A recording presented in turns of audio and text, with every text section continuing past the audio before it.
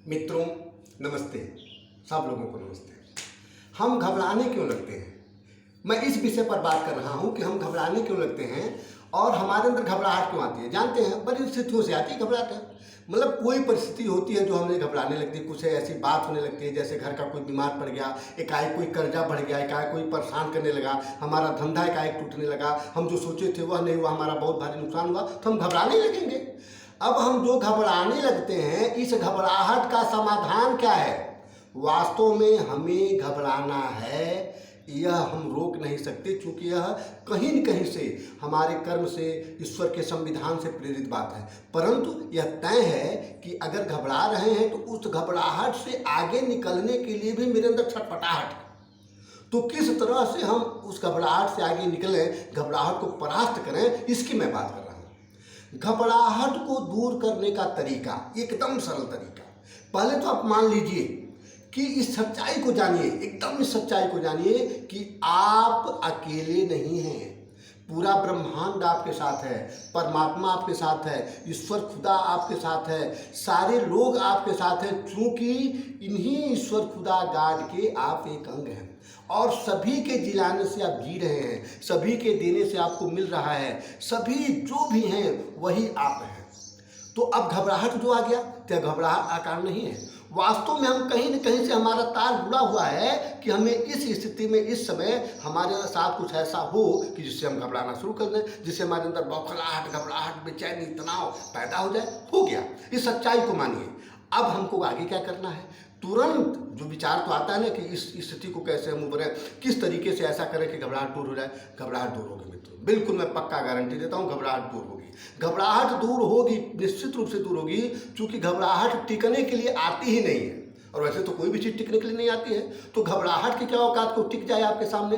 अब है क्या कि वह जो आई है ना, वह घबराहट आई है आपको कुछ देने के लिए। जाना तो है उसको, लेकिन कुछ दे करके जाए, उससे आप कुछ पा जाएं, इसके लिए बस अपना सूत्र प्रयोग करिए, ईश्वर को धन्यवाद दीजिए, ईश्वर के रास्ते पर चलिए। जो बिल्कुल सच्चाई है घबराहट की, उसको देखिए। सच्चाई यही है कि यह जो घबराहट है, यह आपके लिए पूरी तरह से लाभकारी है, ईश्वर के द्वारा दिया गया है, तभी आया है, इसलिए इसको लाभकारी है।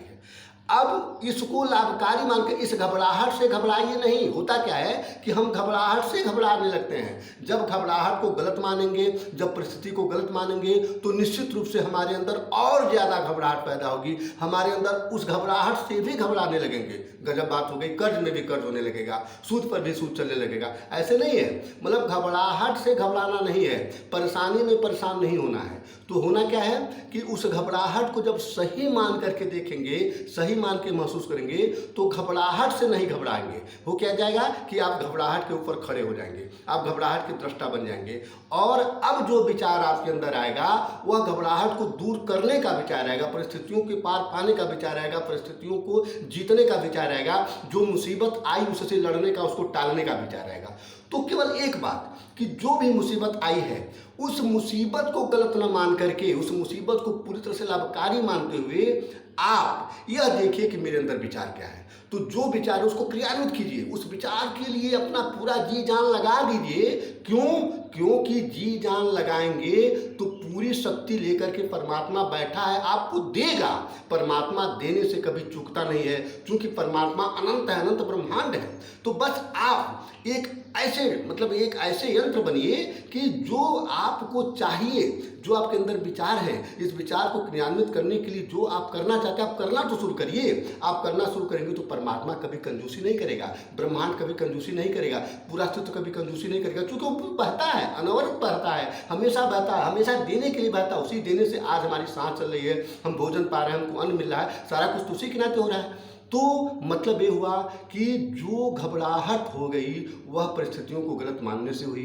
गलत न मान करके सही माने तो हमारे अंदर जो विचार आएगा, उस विचार को क्रियान्वित करने के लिए बड़ी ज़बरदस्त ताकत आएगी। और गलत मान लेंगे तो जो विचार आएगा वह और हमको परेशान करने वाला विचार आएगा, और हमको घबराने वाला विचार आएगा, और हमको डराने वाला विचार आएगा। और उसी परिस्थिति को अगर सही और लाभकारी मानेंगे तो अब जो विचार आएगा वह हमारे अंदर कुछ नया करने का विचार आएगा, परिस्थिति से उबरने का विचार आएगा, कुछ और ज़्यादा श्रम करने का विचार आएगा। मतलब हमारे अंदर ऐसे नए नए विचार आएंगे, उस ऊर्जा आएगी, श्रम आएगा कि उस श्रम से हम और आगे बढ़ेंगे।